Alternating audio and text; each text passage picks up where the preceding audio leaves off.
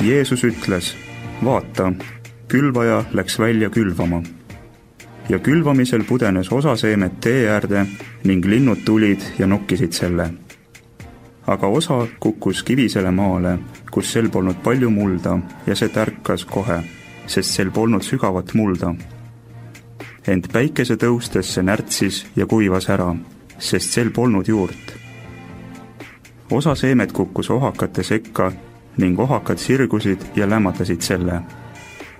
Aga osa kukkus heasse mulda ning kandis vilja, mõni 100, mõni 60, mõni 30 seemet.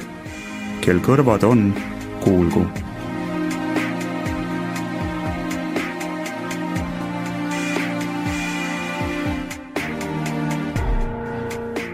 Iga asi, mida me oma elus ette võtame ja millesse oma aega ning andeid panustame, on sarnane põllul vilja külvamisele. Me ei võta midagi ette ju ainult sellepärast, et lasta sel ebaõnnestuda. Seepärast me ei külva vilja kunagi meelega sinna, kust puuduvad igasugused võimalused ellu jäämiseks.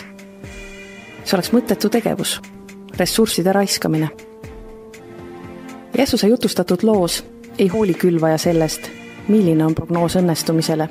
Ta lihtsalt külvab Jumala sõna, millel on tohutu kasvupotentsiaal. Külvab ka väheväärtuslikule maale, inimestesse, kelle süda on suletud, enesesse keerdunud, võitlustes ja eluraskustes heitunud, valus ja kannatustes murdunud. Tulemuseks on ootuspäraselt tühi maa, häving, ebaõnnestumine. Väga lihtne on teha kuuldust järeldus, et suurem osa inimestest ei võtagi Jumala sõna kuulda. Pole eeldusi, pole kasvukeskkonda. Selliselt kuulutame suure hulga inimestest lootusetuteks juhtumiteks, keda nii-öelda patust päästa ei olegi võimalik. Nagu ütles kord üks pedagoog raskesti õppust võtvale õpilasele, ma räägin sulle seda 100. korda ja juba 1000. korda sa ei tea seda. Teisisõnu ei ole mõtet rääkidagi. Aga see külvaja ei anna alla. Ta jätkab, sest tema jaoks ei ole pinnast, kus sõna ei võiks juurduda. Eelmisel aastal tegid NASA uurijad Antarktikas huvitava avastuse, mida peeti suisa sensatsiooniks. Teadlaste videokaamera filmis ligi 200 meetri sügavusel jääkilbi all meduusi ja krevetilaadseid mereloomi. Siiani oli arvatud, et seal suudavad elada ainult teatud mikroorganismid, kes on kuidagi kohanenud nii karmi elupaigaga. Aga elu on võimalik tõesti ka väga ekstreemsetes oludes. Ükskõik, millist pinnast me silmas peame, kas viljakat põllumaad või kaljust mäenõlva, head vilja saab ta kanda ainult siis, kui sinna on midagi külvatud ja kui keegi tema eest ka hoolt kannab, pinnast kastab. Pinnas ise ei pea midagi tegema. Ta ei saagi midagi iseenesest teha. Olles saatuse hooleks jäetud, suudab ta paremal juhul ainult umbrohtu kasvatada. Pinnasel tarvitseb ainult end avada sellele, mis temaga toimub, võtta vastu külvatud seeme ja niisutusvesi ning vili kasvab justkui iseenesest. See on väga vabastav sõnum kõigile, kes tunnevad, et nad on oma elus ebaõnnestunud ja kasutud. Me oleme selles kõiges ka Jumalaga koos, mitte temast hüljatud. Me sõltume tema armust ja lootusetud juhtumeid lihtsalt ei ole. Vähemalt Jumala silmis mitte.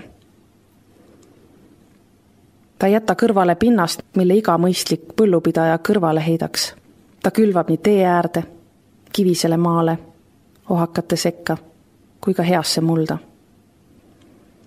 Ta ei jäta kõrvale inimest, kes peab end kasutuks. Miks peaksime siis meie keskenduma puudustele oma elus? Vaata sellele potentsiaalile, mis on sul koos Jumalaga. Kõik, mis sinul täielikkusest ja täiuslikkusest puudu jääb, paneb tema ise sinu eest kaalukausile. Ta jääbki sinu eest hoolitsema, kuni sa viimaks avad oma südame ja lased kõigel heal seal kasvada ning vilja kanda. Või siis ka mitte. See valik on meil alati. Me ei tea, miks Jumal on otsustanud valida selle raskema ja aeglasema tee, kus ta püüab inimsüdant halastuse ja armastusega enda poole kutsuda.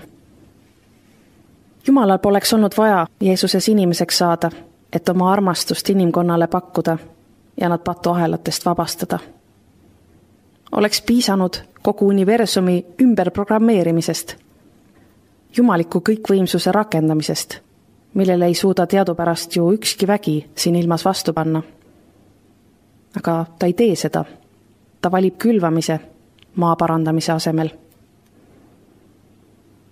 Jumal teab, et ta peab inimest kõige rohkem armastama just siis, kui ta seda kõige vähem väärib, sest siis vajab ta seda armastust kõige rohkem. Igas inimeses on esindatud rohkem või vähem kõik pinnase tüübid, mida Jeesus kirjeldab. Meie elus on nii seda, mis head vilja kannab, kui ka seda, kus kõik läheb viltu, kus me ei tunne Jumala ligiolu, tema armastust, kus me ei suuda vabaneda mineviku haavata saamistest või süüst. Kasvamine ja sisemine tervenemine on elukestev protsess, kus on kindlasti ikka ja jälle ka tagasilööke. Thomas Watson, kes oli tuntud infotehnoloogia kontserni IBM juht, kutsus kord oma kabinetti vaibale noore osakonna juhataja, kelle juhtimisviga oli läinud firmale maksma mitu miljonit $. Vaene osakonna juhataja oli enam-vähem kindel, et see vestlus algab peapesu ja lõpeb tema vallandamisega firmast. Kabinetti sisse astudes alustas ta ennetavalt ise vestlust. Härra ülemus, ma arvan teadmat, miks te mu välja kutsusite. Olgu peale, andke mulle mu vallandamisteade kätte. Selle peale vastas Watson, teie vallandamisteade, olete te arust ära. Ma just investeerisin teie koolitusse mitu miljonit ja nüüd tahate te ära minna. Jumala riigis ei pea me olema täiuslikud ja alati kõike õigesti tegema. Ka eksimine on lubatud. Aga mitte selles mõttes, et me neisse eksimustesse jääksimegi, vaid et me õpiksime neist. Ja mis veelgi olulisem, et me julgeksime oma ebatäiuslikkust tunnistada ning selles veelgi enam Jeesusele toetuda. Kasvamises on see tõotus, et piisab vähesest, õigupoolest ühest seemnest, et selleks võiks sündida midagi uut ja head ning seda ülirohkesti. Jumal täitku siis sinu elu oma väega, et sa suudaksid kannatada, ilma et murduksid, kaotusi vastu võtta, ilma et sa ennast kaotaksid, eksida, ilma et sa ennast põlgaksid, teadmatusega toime tulla, ilma et sa lootust kaotaksid. Me palume. Jumal, sa oled andnud meile elu ja kõike, mida eluks vajame. Anna meile andeks, kui me ei näe, kuidas sa päevast päeva kannatlikult meie eest hoolitsed ja oma armastuse seemneid meie elusse külvad. Ava meie silmad seda nägema, kõrvad seda kuulma ja käed seda vastu võtma ja edasi jagama. Me täname sind, et sa oled halastaja Jumal ja pika meelega ka meie eksimuste ja ebaõnnestumiste osas. Õpeta meid sinult kõike vastu võtma. Kasutama neid võimalusi, mis meile antud.